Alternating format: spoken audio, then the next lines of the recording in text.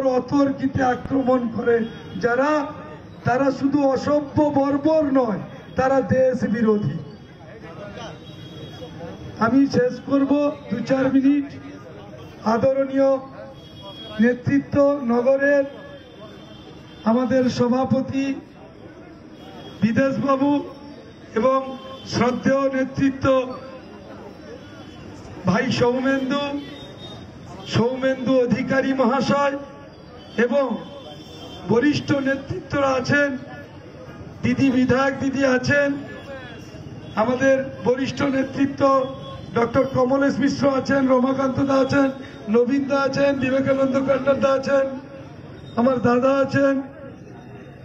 তো সবাইকে শ্রদ্ধা জানিয়ে বলছি, আমি দেখছিলেন একটু হাততালি মারছিলাম সৌমেন্দু ভাই যখন বলতে শুরু করেছে, তখনও বলেনি, শেষ করেনি, স্টার্ট করেছে যে এবার থেকে।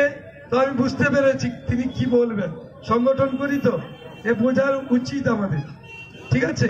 যেমন মা ছেলের খবর বুঝতে পারে, ঠিক সেই রকম এবার থেকে একেবারে ঘোষিত নীতি, আমরা সাধারণ মানুষ এবং আমাদের কার্যকর্তা ও সমস্ত নেতৃত্বের সুরক্ষার ব্যবস্থা নিজেরাই করব।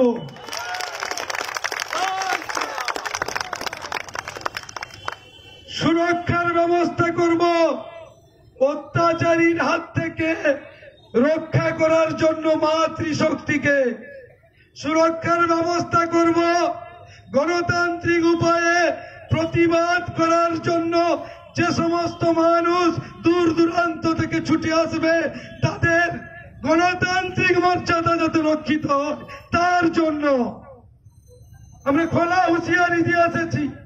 আগামী 6 তারিখের মধ্যে ওরা দুজনকে অ্যারেস্ট করেছেন। নমুনা ব্যালট পেপার দেখায়, উনি নমুনা প্রশাসনের হিসাব দেখাচ্ছেন।